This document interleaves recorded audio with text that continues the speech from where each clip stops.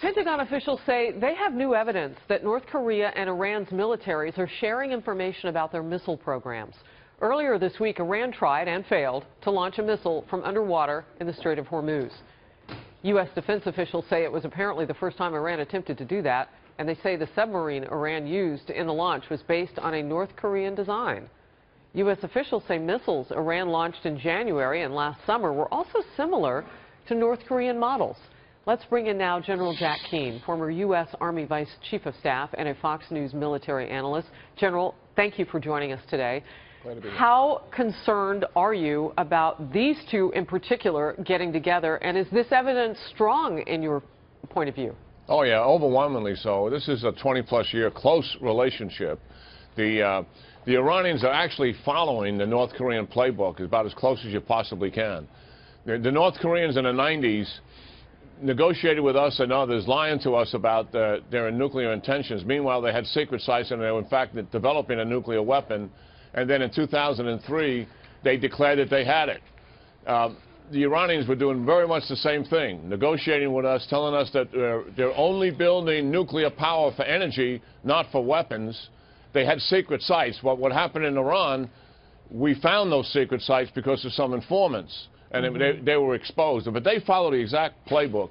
Their missiles are exact replicas, by and large, of North Korean missiles. Their nuclear technology is North Korean technology. They both want to have nuclear weapons, to be sure. The Iranians have never given up on that. They both want ballistic missiles, and they want to be able to fire them from the surface and also from the subsurface. And North Korea is leading the technology and engineering effort on all of that. You know, General, the American public has been told to believe that there are so many imminent threats. You know, first it was the Islamic State savages.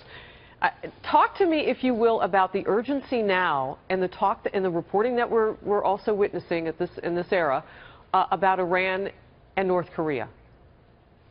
Well, Iran, I believe, is a major threat in the Middle East, much more so than radical Islamists, who clearly are a threat. We see the evidence of that all the time as they run around the world killing people.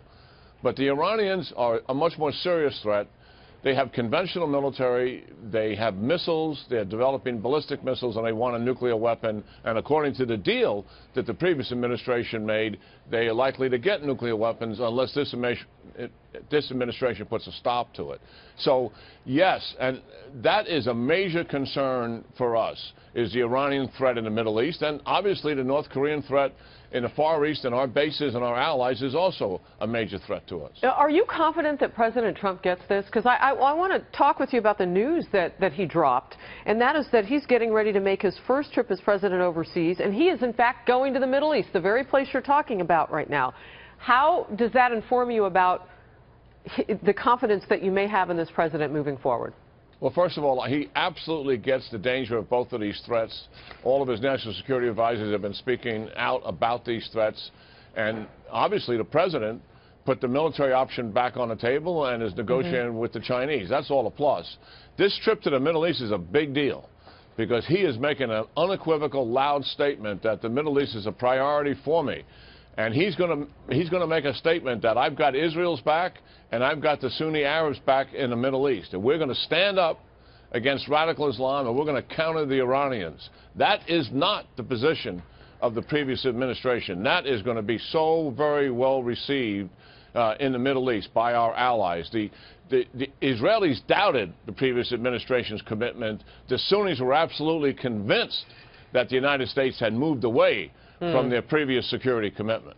What about the president's authorization of this military to do what it needs to do? I have to let you go quickly, but I can't do so without asking you about that. What is the difference between what we have now and what we previously had? It's about trust and confidence in our commanders to do things within their conflict area. Let them make the decisions. They don't have to ask permission. They've got the resources. They've got the capabilities. They got great troops. Leave them alone. Judge them by their results. Couldn't be better. All right. General Jack Keane, thank you for joining us on this fine Friday, sir, with your expertise.